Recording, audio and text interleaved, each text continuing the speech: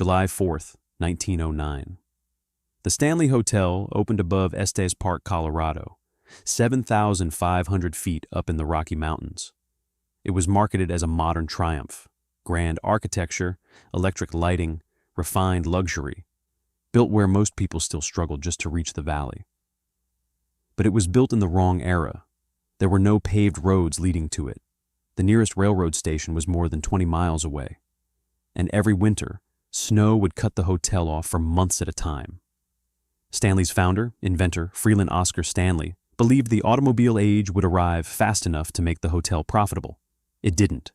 Then, in 1911, the hotel took its first real shock.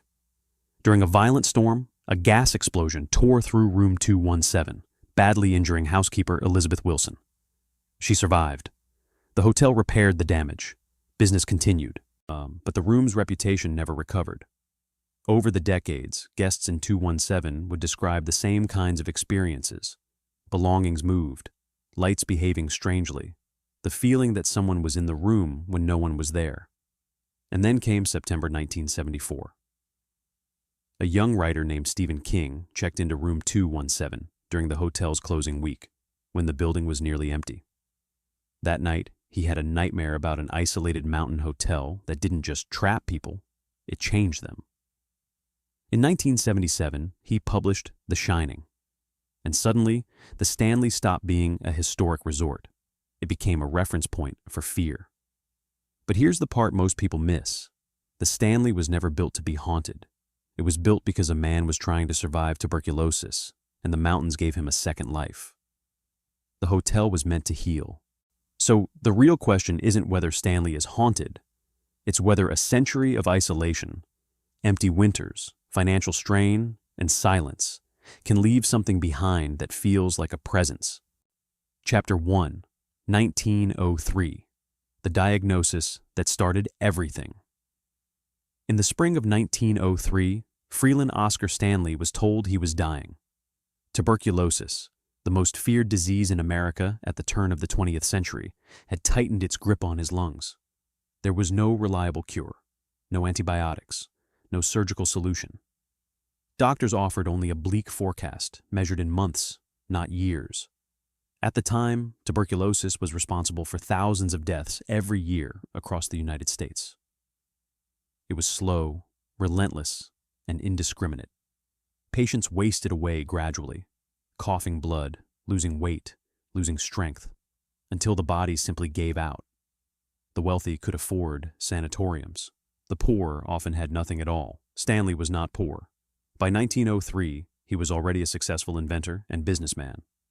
Alongside his twin brother Francis, he had co-founded the Stanley Motor Carriage Company, producing the now famous steam-powered automobiles known as the Stanley Steamer. He had money, reputation, and influence. None of it mattered against tuberculosis. Doctors prescribed what was then considered the most promising treatment available: relocation to a dry, high-altitude climate. The theory was simple. Thin mountain air, lower humidity, and increased sunlight could slow the disease's progression. It was not a cure, but it sometimes prolonged life. And so, at 54 years old, facing what appeared to be the end, Stanley left Massachusetts and traveled west. He arrived in Estes Park, Colorado, a remote mountain settlement surrounded by towering peaks and dense pine forests. The altitude was over 7,500 feet. The air was thin, crisp, and sharp in the lungs. Winters were harsh. Access was difficult. Civilization felt far away. For a man preparing to die, it was an unlikely place to begin again. But something unexpected happened. Stanley's condition began to improve. Slowly at first, then steadily. His breathing strengthened. His weight stabilized. His energy returned. Whether by climate, rest, or coincidence, the progression of the disease appeared to slow dramatically. What had been a near-certain death sentence transformed into a fragile but undeniable recovery. The mountains did not just preserve his life. They gave him time. And that time changed him. Accounts from the period suggest Stanley became deeply attached to Estes Park. He believed the environment had restored him. He believed others suffering from tuberculosis could benefit as he had. But more than that, he believed in the future. Stanley had built his fortune on innovation. He understood that transportation was evolving rapidly. The automobile, still a novelty in 1903, would eventually redefine distance. Roads would improve, travel would accelerate, remote places would become destinations. And if that future was coming, he wanted to be ready for it. Instead of returning permanently to Massachusetts, Stanley made a decision that few understood. He would build a grand hotel in the mountains, not a modest lodge, not a simple sanatorium. A luxury resort, elegant, electrified, modern, positioned high above Estes Park, overlooking the valley.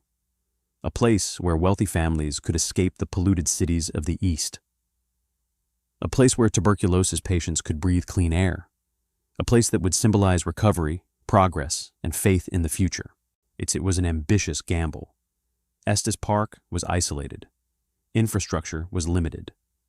The nearest railroad station was miles away. Winters would cut the region off entirely for months. Supplying construction materials alone would require enormous effort and expense. But Stanley believed the automobile age would catch up. He had already helped shape it. If cars could travel farther and faster, people would come. The wilderness would no longer be unreachable. His hotel would not be remote. It would be exclusive. In 1907, he purchased 160 acres of land on a hillside above Estes Park. Construction plans began shortly after. The project was expensive, risky, forward-looking, and deeply personal. For Stanley, this was not merely a business venture. It was proof that he had defeated death. The hotel would stand as a monument to second chances, a structure born from illness, sustained by hope, and elevated by ambition. But there was a flaw in that vision. The same isolation that had helped slow his disease was also the very thing that threatened his investment. Stanley believed the future would arrive quickly enough to make the location profitable. History would prove otherwise, and the mountain that gave him his life back was about to test his faith in a way he could never have anticipated.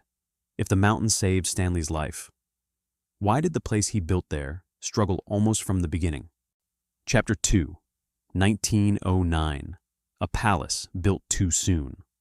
In 1907, Freelan Oscar Stanley committed to a vision that most people in Colorado considered unrealistic.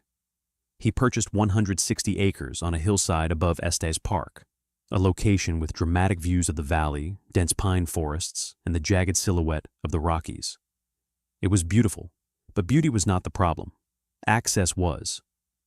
At the time, Estes Park was still isolated. Roads into the mountains were rough and unreliable, often reduced to dirt tracks shaped by weather rather than engineering. The nearest railroad connection was miles away, and travelers who arrived by train still had to complete the final stretch by wagon or carriage over uneven trails. Even in good conditions, reaching the site was slow and exhausting. In bad conditions, it could become impossible. Building a luxury resort there meant fighting the mountains every step of the way.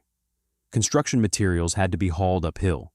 Lumber, stone, glass, plumbing components, furniture, and the equipment needed for modern lighting.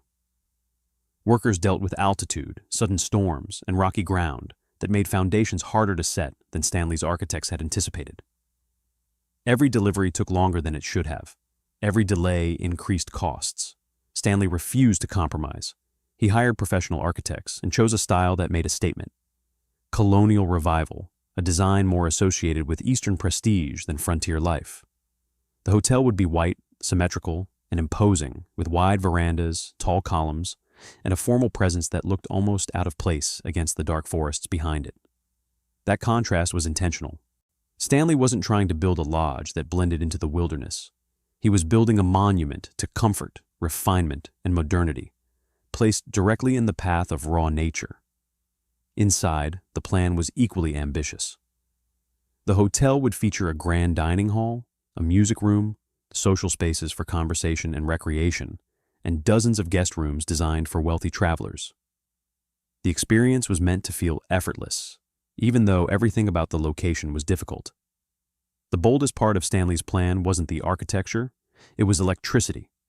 At a time when many Western buildings still relied heavily on gas lamps and oil lighting, Stanley wanted a hotel that felt technologically ahead of its time. Instead of relying on an inconsistent external supply, he arranged for the hotel to be powered through its own system. A hydroelectric plant was built along the nearby Fall River, generating electricity that allowed lighting and modern amenities to function in a region where such convenience was far from guaranteed. It was an extraordinary achievement for a remote mountain property. Stanley had effectively brought a piece of modern America into a place that still felt geographically and economically early. By the time construction neared completion, the cost had grown massive for the era, and the success of the hotel depended on one assumption: people would come consistently enough to justify everything that had been spent. On July 4th, 1909, the Stanley Hotel officially opened its doors. The opening was timed perfectly for symbolism. Independence Day carried optimism, pride, and the language of progress. Guests arrived dressed for the occasion, stepping into a building that looked like it belonged to a more established world. Electric lights illuminated polished interiors. Fine meals were served. Music filled the air. The hotel, gleaming against the mountain landscape, presented itself as proof that ambition could conquer geography.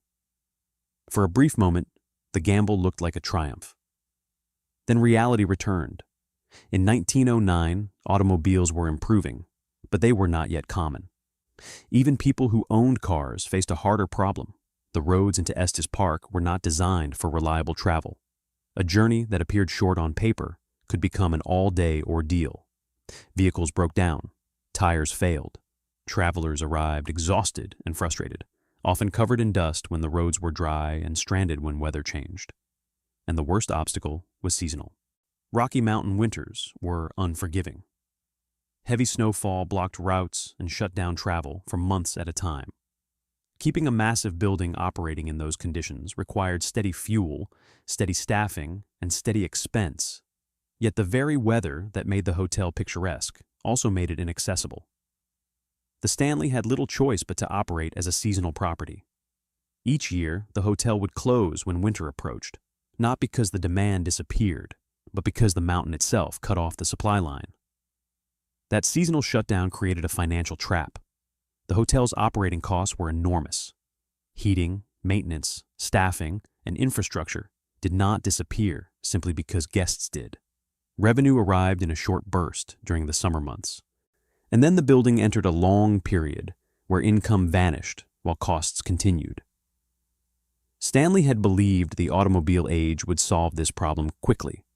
He assumed roads would improve, travel would accelerate, and the hotel would become a steady destination rather than a fragile seasonal experiment. But progress moved slower than his optimism. The Stanley Hotel was a masterpiece of planning and ambition, built with the confidence of a man who believed the future would arrive on schedule. It didn't. And when a grand hotel sits in near silence for months at a time, built to host life, but forced to endure absence, something begins to change inside it. What begins to fill that silence? Chapter 3. Isolation becomes the real enemy. By the early 1910s, the Stanley Hotel had proven that it could be built. What it had not yet proven was whether it could truly survive. Construction was no longer the challenge. The structure stood firm against storms. The hydroelectric system functioned. Summer guests arrived with curiosity and admiration. On the surface, the hotel appeared stable. But beneath that surface, a quieter threat was taking shape. Isolation. Every year followed the same rhythm. As autumn advanced, reservations slowed. Visitors checked out. Seasonal employees departed. Supplies were reduced. By the time heavy snow began to seal the mountain roads, the Stanley shifted from social center to guarded outpost. It did not fully close in its earliest years, but occupancy dropped so dramatically that entire wings of the building went unused for extended periods. Only a small maintenance crew remained through the harshest months to protect the structure from freezing temperatures and storm damage.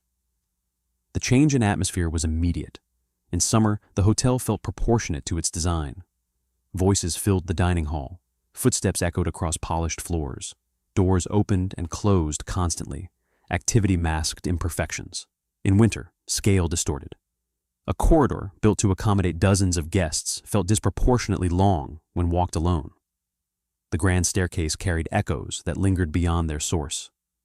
Rooms that had hosted conversation sat dark for weeks at a time, sealed behind locked doors. Environmental conditions intensified the effect. At 7,500 feet, air pressure and temperature shift more aggressively than at lower elevations. Wood expands and contracts audibly. Metal fixtures adjust within their frames. Plumbing reacts sharply to cold nights and warmer days. Wind moving along the exterior walls finds gaps and cavities that transform into low, resonant tones. None of this is unusual for a large, early 20th century structure. What made the Stanley different was duration. Silence lasted not for hours, but for months.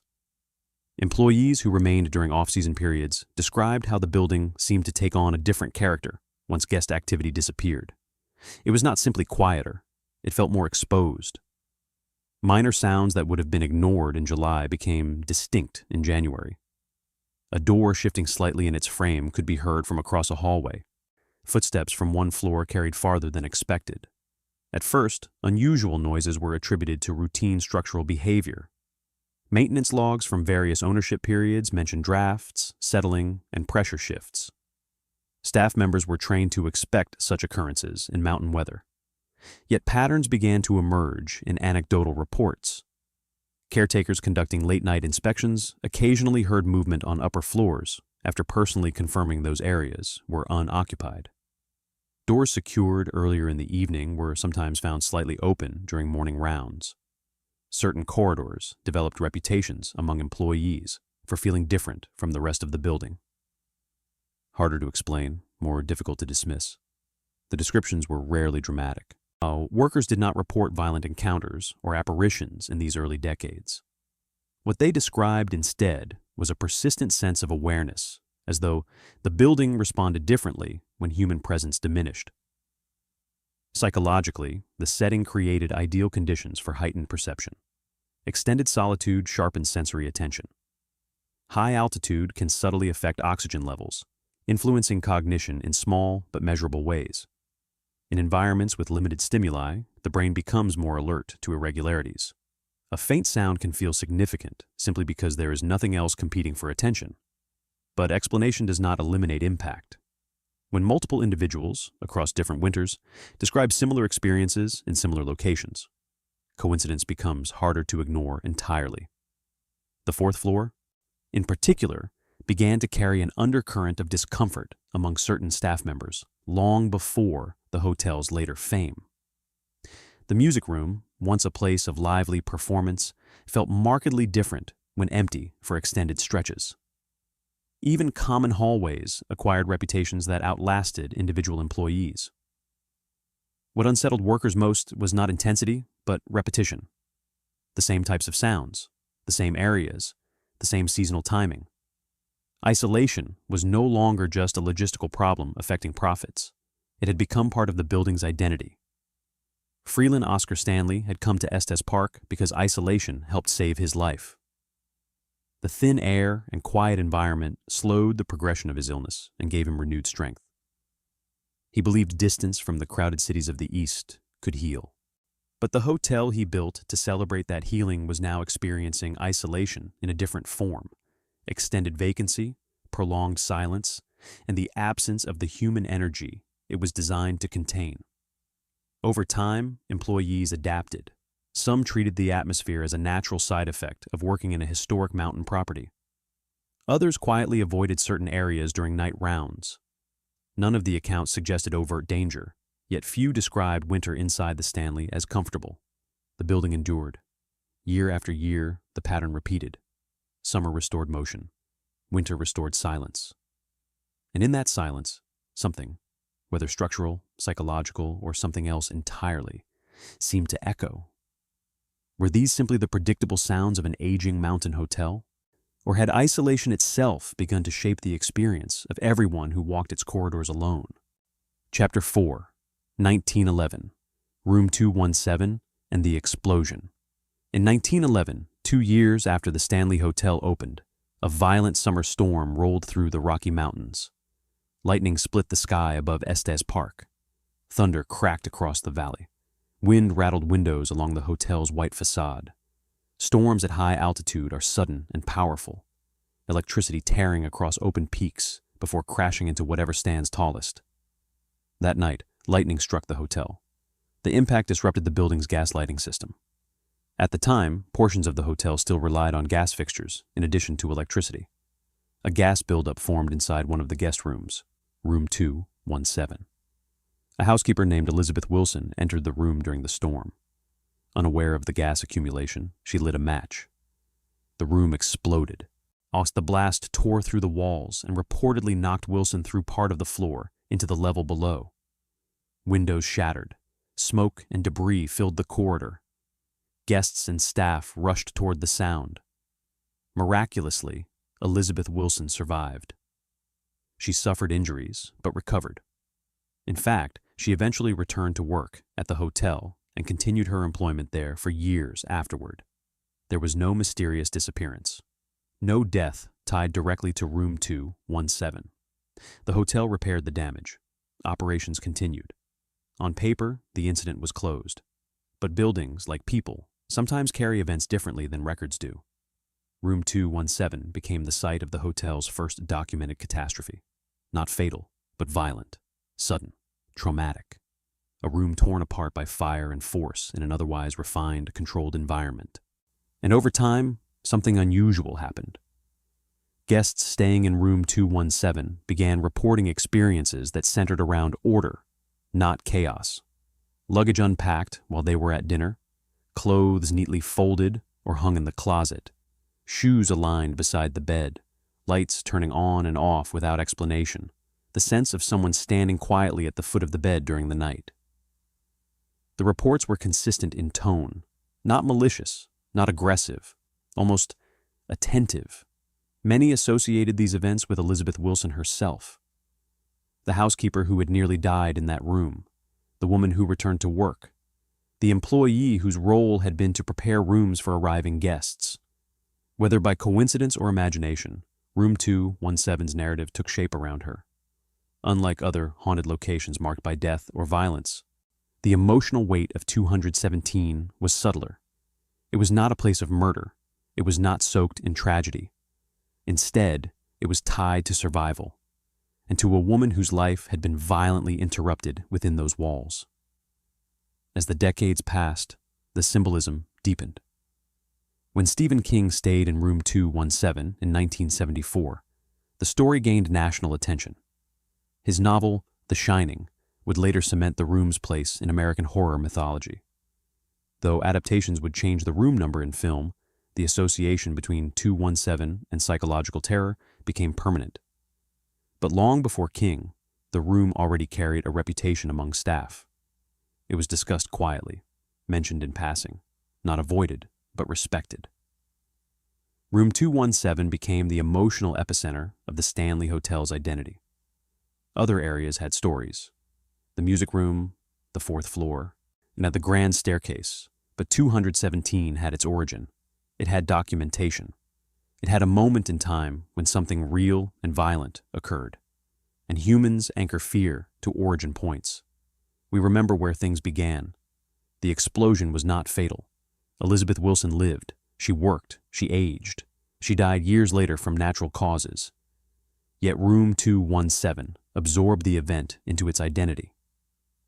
It became the place where something disrupted normalcy, the place where lightning touched the building, where a caretaker nearly died performing her duty. In haunted folklore, symbolism matters more than statistics. Today, room 217 remains the most requested room in the Stanley Hotel. Guests book it months in advance. Some hope to encounter something unexplained. Others simply want proximity to history. The room is not grander than others.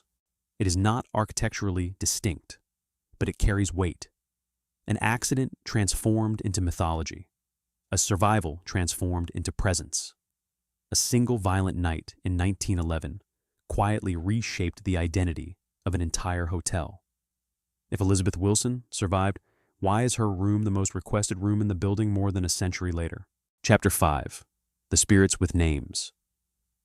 By the mid-20th century, the Stanley Hotel no longer carried just one story. It carried names, and names change everything. Hauntings tied to anonymous shadows feel abstract. But when reports attach themselves to real historical figures, people with documented lives, the atmosphere shifts. Stanley was not described as violent. It was described as occupied. One of the most frequently mentioned presences is Flora Stanley, wife of Freelan Oscar Stanley. Flora was not a background figure in the hotel's early history. She was an accomplished pianist who often performed for guests in the music room during summer seasons. Contemporary accounts describe evenings filled with live music, refined, elegant, cultured. The music room was designed not merely as decoration, but as a social centerpiece. After Flora's death in 1939, reports began circulating. Late at night, employees claimed they heard piano music drifting from the music room. Not random noise, not chaotic banging, structured melodies, brief passages, familiar compositions. When investigated, the room would be empty. No broken keys, no wind against strings, no visible explanation. Some staff described seeing a woman seated at the piano, only for her to vanish when approached. Others reported the sensation of someone standing nearby while they worked alone after hours. Unlike traditional horror narratives, the tone of these reports was rarely fearful. More often, they were described as melancholic. Flora's presence, if real, was interpreted as affectionate, a woman who loved the hotel too deeply to leave it. Then there were reports tied to F.O. Stanley himself. Guests and employees have described encountering a well-dressed man in early 20th century attire standing in the lobby, on the grand staircase, or near the billiard room. He does not speak. He does not threaten. He appears, observes, and disappears. The symbolism is difficult to ignore. The founder who built a monument to his survival, the visionary who poured his fortune into a mountain palace. If anyone were to remain attached to the building, it would be him. These alleged sightings carry a different emotional tone than Room 217. They feel supervisory, almost protective, as though the hotel is still being inspected by its creator. But not all areas of the Stanley Hotel inspire calm interpretations. The fourth floor carries a different reputation entirely. Originally used to house children and nannies of wealthy families during early summer seasons, the upper level has become associated with reports of laughter, running footsteps, and unexplained movement. Guests have described hearing small feet racing down hallways late at night. Some report the sensation of blankets tugged gently. Others claim to see fleeting figures at the end of corridors. Unlike Flora's music or F.O. Stanley's composed presence, the fourth floor stories feel unsettled, not malicious, but restless. And here, the emotional temperature changes. There is no documented tragedy involving children at the Stanley Hotel, no known mass casualty event, no recorded catastrophe tied to the floor. Yet employees consistently describe the fourth level as heavier, more uncomfortable, a place where the silence feels different. This contrast defines Stanley's reputation. It is not known for violent hauntings. It is not associated with bloodshed or brutality.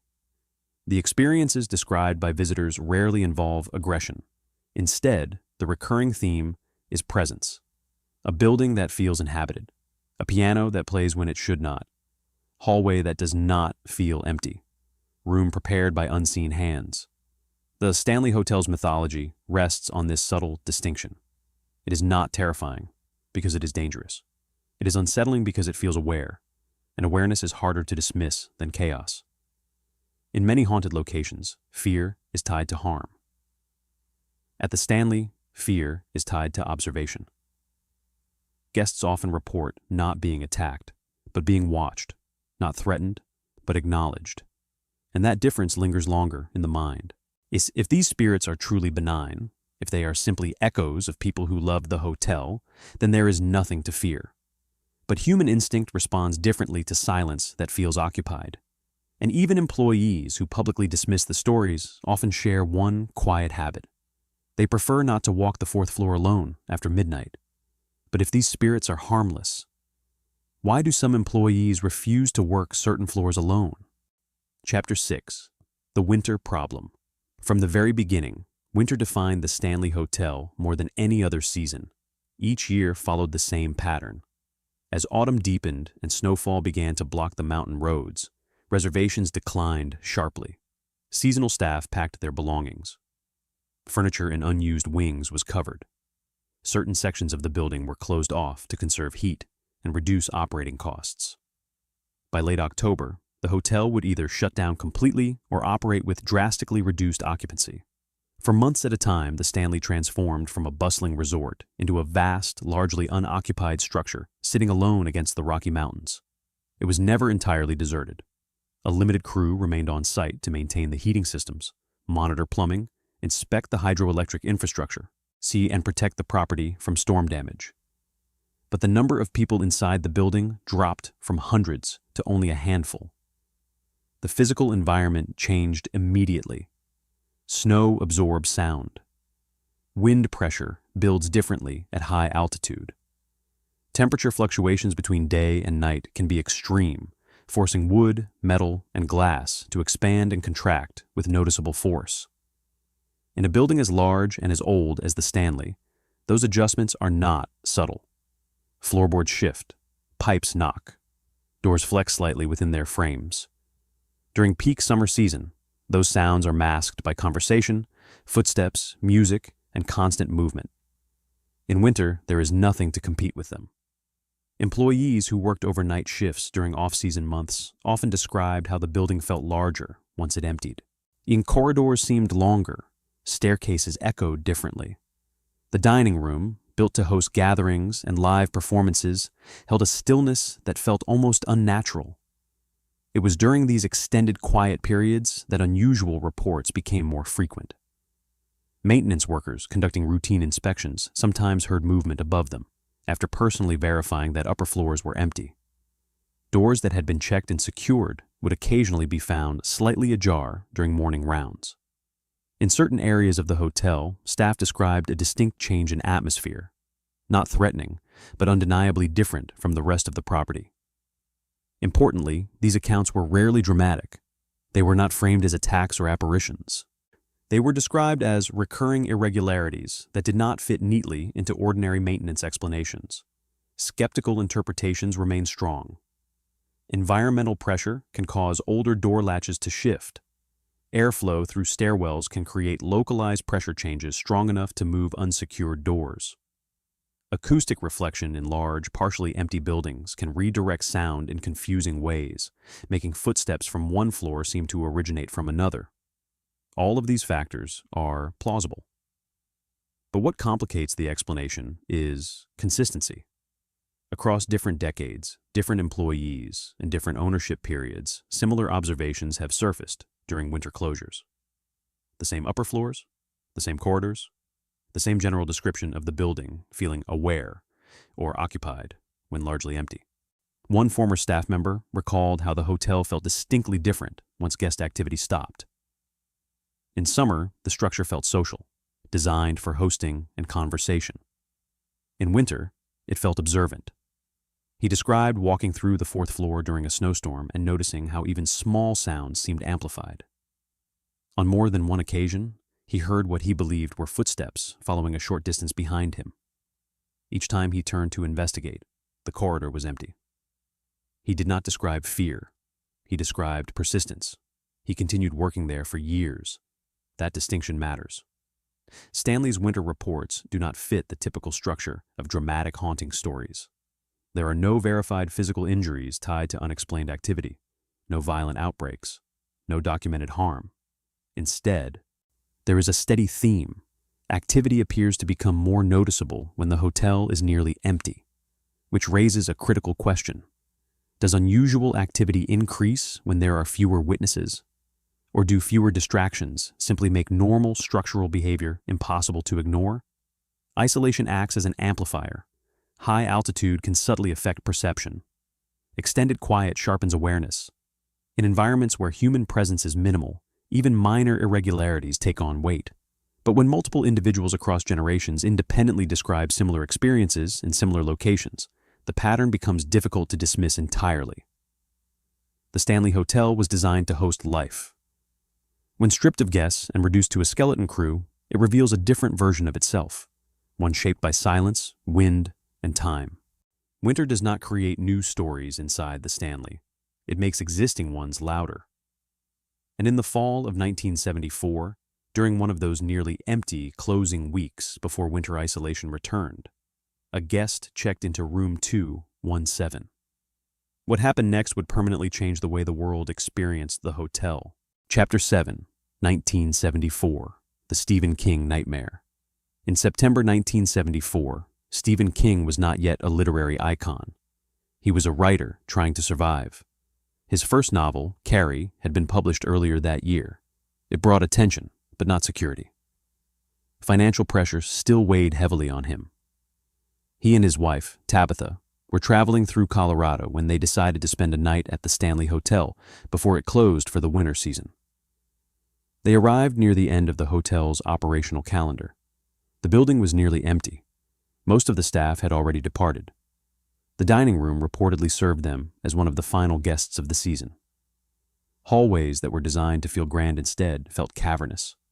Carpeted corridors stretched long and silent beneath dim lighting. Isolation had returned. That evening, and King walked through the hotel alone. He explored the staircases, the empty ballroom, the quiet lobby. He noticed how the building seemed to expand in silence, how even his own footsteps sounded intrusive. It was not a chaotic environment. It was controlled, contained. But it felt watchful. King and his wife were assigned to room 217, the same room linked to the 1911 explosion decades earlier. Whether he knew its full history at the time remains debated, but the room itself was part of the hotel's lingering narrative. That night, King had a dream. In the dream, his young son was running through the corridors of a vast, empty hotel. Something was chasing him, something unseen but relentless. Fire hoses came to life. Hallways twisted. The building itself felt hostile, aware, manipulative. King woke abruptly, shaken. He later described sitting up in bed, lighting a cigarette, and staring out the window at the dark mountains. At that moment, the structure of a story began forming. A writer accepts a job as winter caretaker of an isolated hotel. Snow traps him inside. Gradually, the hotel drives him toward violence. By morning, the outline of The Shining existed. The novel was published in 1977. It became one of the most influential horror books of the 20th century. In 1980, director Stanley Kubrick released the film adaptation, now regarded as one of the greatest horror films ever made. But here is a critical clarification. Kubrick did not film the movie at the Stanley Hotel. The exterior shots used for the fictional Overlook Hotel were filmed at Timberline Lodge in Oregon. Interior sets were constructed elsewhere. In fact, then Kubrick even changed the room number from 217 to 237 for the film version. Yet the public made the connection anyway. The Stanley Hotel became inseparable from the Overlook Hotel in cultural memory. Tourists began arriving not simply for mountain air, but for proximity to horror. Guests requested room 217 specifically because of its association with King's stay. Paranormal interest surged. Media coverage amplified the connection. The Stanley had struggled for decades as a seasonal mountain resort. Now, it had found an identity, not as a medical sanctuary or as a technological marvel, but as the birthplace of psychological terror. The irony is difficult to ignore. Freelan Oscar Stanley built the hotel as proof of recovery, a monument to second chances and optimism. 70 years later, it became globally recognized as a setting for madness.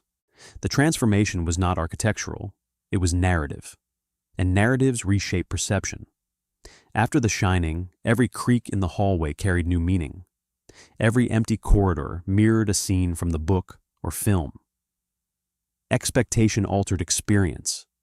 The Stanley Hotel was no longer just a historic property. It was a symbol. But that raises a deeper question. Did the hotel truly inspire the story, or did the story permanently alter how the hotel is experienced? Chapter 8. Fiction Rewrites Reality. When The Shining was published in 1977, most readers had never heard of the Stanley Hotel. Within a few years, that changed. After Stanley Kubrick's film adaptation was released in 1980, the imagery of an isolated mountain hotel entered popular culture permanently. Endless hallways, patterned carpets, a vast empty ballroom, snow sealing the exits. Even though the film was not shot at the Stanley, audiences did not separate fiction from inspiration. The connection felt real enough. And once that connection settled into public memory, the experience of the Stanley Hotel began to shift. Guests no longer arrived only for mountain air or summer scenery. They arrived with scenes already playing in their minds. At check-in, some would ask immediately about room 217. Others would request upper floor rooms specifically because they had heard they were more active. Front desk staff learned quickly that the story had become part of the attraction. A couple checking in for an anniversary weekend might joke nervously about not wanting to lose their minds in the night. A group of friends walking the hallways after dark would lower their voices without realizing it. Visitors paused longer at staircases, expecting something to appear at the top. Even ordinary maintenance sounds began to feel charged once guests associated them with horror. The building had not changed. The lens through which it was experienced had. For decades before King's novel, Stanley had struggled financially. Seasonal closures limited revenue, ownership shifted hands. The location that made it beautiful also made it difficult to sustain year-round business. By the early 1980s, however, the narrative surrounding the hotel had become its strongest asset. Tourism increased. Media coverage followed. Travel writers referred to it as the real overlook. Paranormal enthusiasts began organizing visits. Television crews arrived with cameras, night vision equipment, and microphones sensitive enough to capture faint sounds in empty corridors. The hotel adapted. Ghost tours were introduced, not as exaggeration, but as structured storytelling. Guides led guests through hallways while recounting the 1911 explosion, Flora Stanley's music room, and the reports from the fourth floor. Visitors stood in silence while someone described footsteps heard during winter months. The act of listening together made the air feel heavier. Employees noticed something else. When a guest was told a particular room had a history, they tended to sleep differently in it. They woke up more easily. They paid attention to small sounds. A shifting pipe or an air current brushing against a door felt deliberate rather than mechanical. The next morning, those guests often had stories to share. Nothing in the building needed to intensify. Attention did that on its own. Paranormal investigation teams set up equipment overnight in areas already known for activity. Cameras pointed toward specific doorways. Audio recorders were placed in the music room after hours. When a door moved slightly, or a sound registered faintly on playback, it reinforced what visitors had been prepared to believe. Stanley did not invent its history. The explosion in room 217 happened. Stephen King did stay there. Winters were long and isolating, but once horror became part of the hotel's identity, neutrality disappeared. Guests did not walk the corridors as blank observers. They walked them searching, and searching changes perception. At the same time, the financial impact was undeniable. Bookings rose. The hotel became a year-round destination. Special events centered around its haunted reputation sold out months in advance. The very isolation that once threatened Stanley's survival now made it more appealing.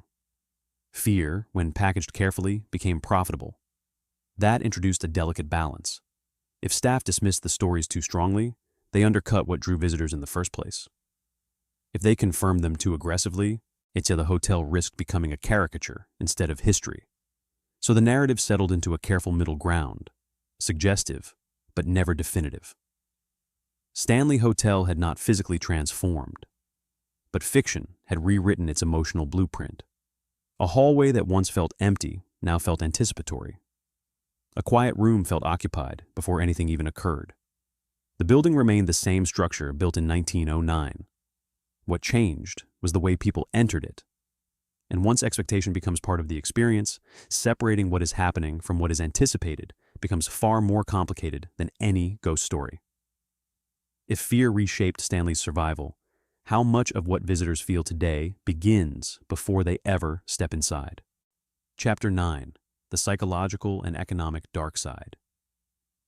By the time the Stanley Hotel fully embraced its haunted reputation, The mystery inside it had grown more complicated than footsteps or flickering lights. The real tension was no longer just in the hallways, it was in the people. Picture a guest arriving for the first time. Before they even reach the lobby, they've watched videos, read articles, maybe seen The Shining more than once. At check-in, they're handed a key and quietly told that certain floors have more reports than others. They smile, but their senses are already alert. That night, when the heating system shifts or a door settles slightly in its frame, they wake instantly. They listen. They interpret. The same sound in an ordinary hotel would be dismissed. Here, it becomes evidence. The next morning, they describe what they felt, not necessarily what they saw. A presence, a shift in atmosphere, a sense of being watched, and those stories accumulate. Employees live in a different version of that reality. A housekeeper, cleaning room 217 during peak season, may think nothing of the space. It's a job, sheets changed, towels replaced, windows wiped. But later, when a guest checks out claiming their suitcase was moved overnight, that same room carries new weight. Maintenance staff responding to calls at midnight walk corridors long after tours have ended. They know the layout better than anyone. Most dismiss unusual reports easily. Yet even skeptics admit certain areas feel different when the building is quiet, not dangerous, just heavier. That word appears often in conversations among staff. Heavy. Not everyone believes in spirits. Many don't. But they acknowledge that the hotel behaves differently depending on how it's approached.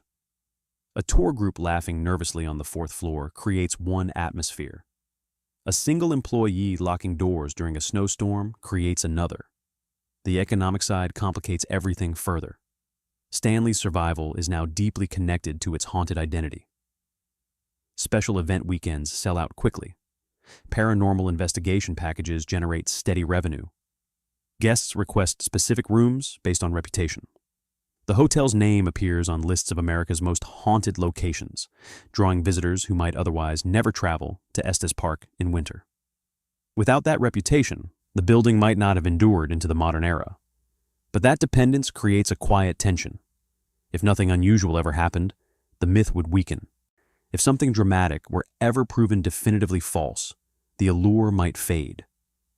So the experience exists in a careful balance, never confirmed, never denied. Employees are trained to respect guest experiences without validating them as fact. If someone reports hearing footsteps, staff members do not argue. They document the claim, offer reassurance, and move forward. The hotel protects both its history and its brand simultaneously. Over time, storytelling becomes part of the structure. A new guest hears about the 4th floor from a tour guide. That guest later mentions feeling uneasy there. Another visitor overhears that story in the lobby and books the same floor. By the next season, the pattern strengthens. Repetition creates expectation and perception feeds back into reputation. The darker side of this loop isn't about ghosts. It's about how easily the atmosphere can influence experience. When someone spends a night alone in a historic building that carries a century of narrative, they don't enter a neutral space. They enter a place layered with prior emotion, hope, illness, ambition, financial strain, reinvention, and fear. Every creak carries history. Every shadow carries a suggestion. The Stanley Hotel sits at the intersection of environment, memory, and business. Its isolation once threatened its existence. Now that same isolation attracts visitors seeking intensity, which leads to a final, uncomfortable possibility. If thousands of people report similar sensations across generations, is that proof of something external? Or is it proof of how powerfully a story can move through architecture and settle into the people who walk inside it? After more than a century, the Stanley remains open. Lights still glow in its windows. Guests still pause at the top of staircases, listening. But what they're listening for may have started long before they ever arrived. And that may be the most enduring mystery of all. Chapter 10. What the Stanley Hotel really is. After more than a century of storms, closures, reinventions, and stories, the question remains deceptively simple. What is the Stanley Hotel, really? Not a place of documented massacres, not a site of ritual violence. It is not historically tied to unsolved crimes or catastrophic tragedy. Stanley's darkness is quieter than that. It is not evil or demonic. If anything, it is persistent. The hotel was born from illness, from one man's confrontation with mortality. It was constructed as proof that recovery was possible. Its foundations were laid in gratitude and ambition, not fear. And yet, isolation shaped it. For decades, the building spent long winters nearly empty. Silence pressed against its walls. Winds moved through corridors designed for conversation and music. Floors expanded and contracted under extreme temperature shifts. A grand space built for celebration learned how to endure absence. Isolation became the catalyst, not for violence, but for atmosphere. When human activity fades from a structure designed to hold it, something changes. Sound behaves differently. Light behaves differently. Even time feels altered in rooms that sit unused for months. Add a century of accumulated experience. Families celebrating summer vacations. Tuberculosis patients seeking air and hope. Workers walking night shifts alone. Guests arriving primed for fear after reading The Shining. Investigators searching for proof. Employees navigating the balance between myth and reality. Every emotion leaves a trace. Not in a supernatural sense necessarily, but in a psychological one. Memory attaches itself to architecture. Repetition strengthens association. Stories layer over physical space until they become inseparable from it. The Stanley Hotel is saturated with narrative. Room 217 carries the memory of an explosion and a writer's nightmare. The music room carries the echo of a pianist who once played for guests. The fourth floor carries the expectation of movement in the dark. Whether those experiences originate from spirits or from suggestion may never be resolved. Because in places like this, perception becomes part of reality. The Stanley Hotel endures because it exists at the boundary between explanation and imagination. Environmental factors can account for some phenomena. Psychological priming can account for others. Economic incentives can amplify both. But none of those explanations fully erase the feeling reported by so many, that the building is not entirely empty, even when it appears to be. Perhaps the mystery persists not because of ghosts, but because of memory. A structure exposed to more than a century of hope, illness, recovery, ambition, failure, reinvention, and fear cannot remain neutral. It absorbs what passes through it. The Stanley Hotel was built to heal. It survived because of horror. And whether haunted or not, it has become a place where the past never fully leaves.